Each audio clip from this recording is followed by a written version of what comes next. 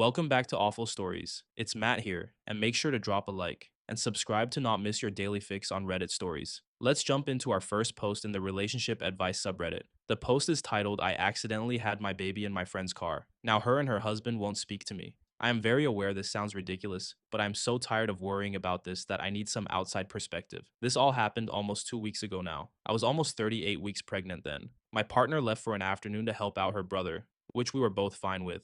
She was only an hour and a half drive away, and neither of us saw this coming.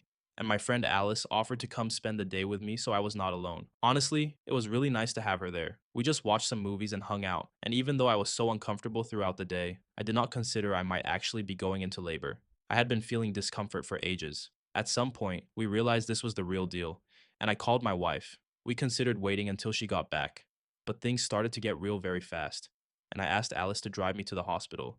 She was fine with this, I think. We did not fully make it to the hospital, and I ended up having my daughter in her husband's car.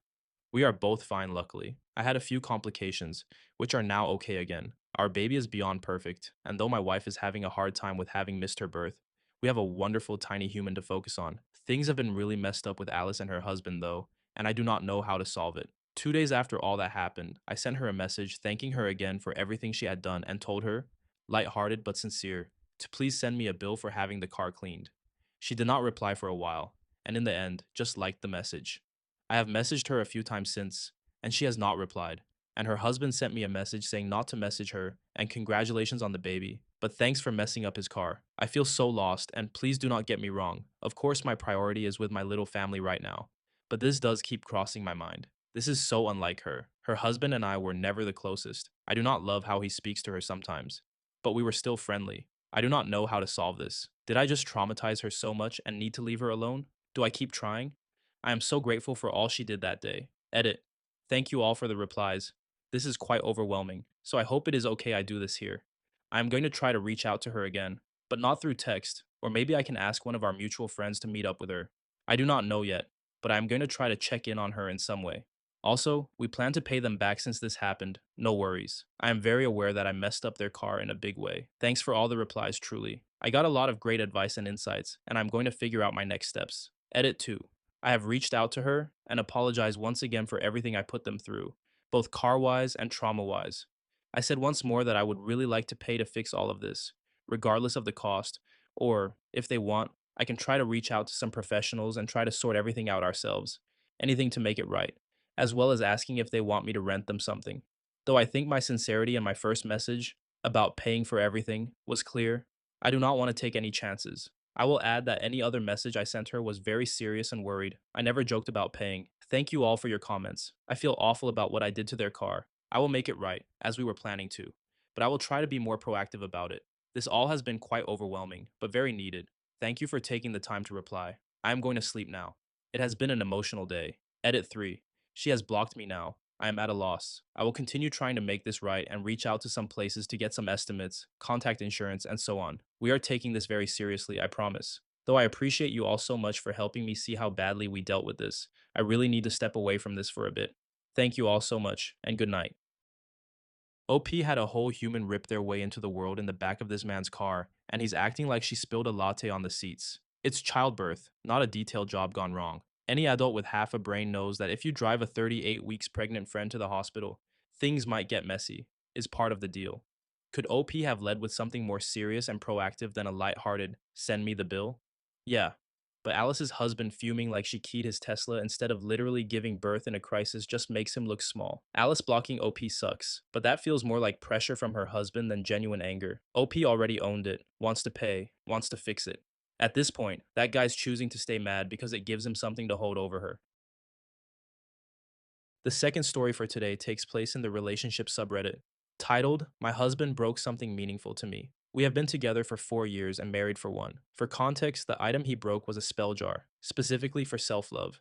I am not interested in debating witchcraft.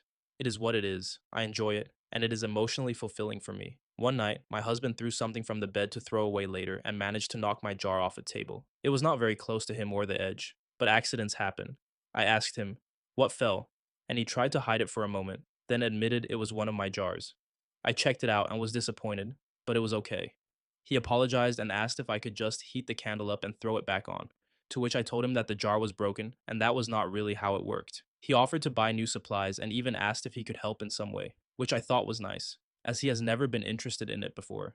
He has, of course, known that I enjoyed witchy stuff since we got together, but he sees it as more of a thing you do for fun and vibes. Yesterday in the car, he mentioned we needed to get the materials together and do it soon. I was pleased and surprised that he brought it up, and I said, "That sounds great. I need to do some research and figure out when would be a good time to put it together." This apparently offended him, and his vibe immediately changed. He snapped at me and said, "I was not looking for a deadline. I was just saying we will get the stuff." Because we were in the car, I kind of sat there in shock, not sure how to respond. After a minute, I said, "I am sorry. That is definitely not how I meant for that to come across."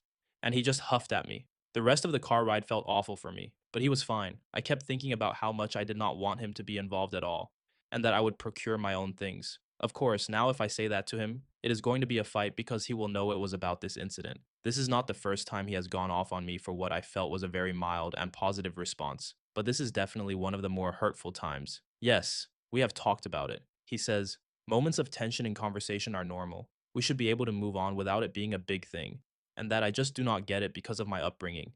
I do not know how to approach this at all.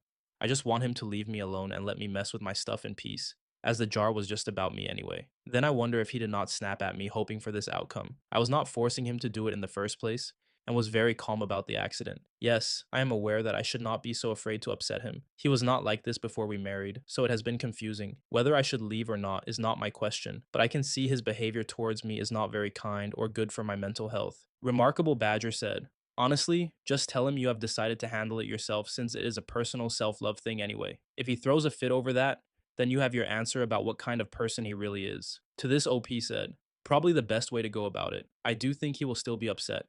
Seeing it put this way, I guess I am just afraid of seeing the answer and having to decide how to deal with that." This third and final story takes us to the confession subreddit, titled, "I am an adult who still naps with their adult children. I am 54, and every holiday when my kids come home, we still end up crammed together in this oversized double recliner, taking naps like we did when they were little. It is not some big emotional tradition or anything. It just kind of happens. They sit down. I sit down. Someone throws a blanket over us. Next thing I know, we are out. They are adults with real lives now: work, stress, relationships, all of it.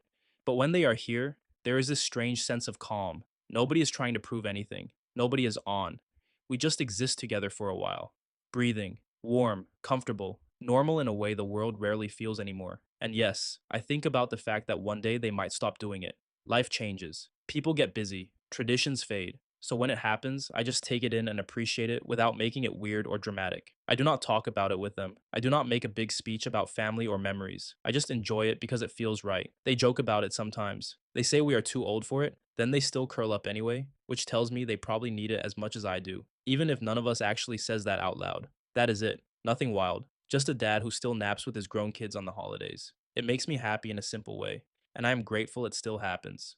Anubayan said, "I am also a mom of three, 5, 2, and 2, and I still curl up in my mom's bed and cuddle sometimes. There is a lot of hard stuff going on in my life right now, so I started therapy, and this week's session was rough.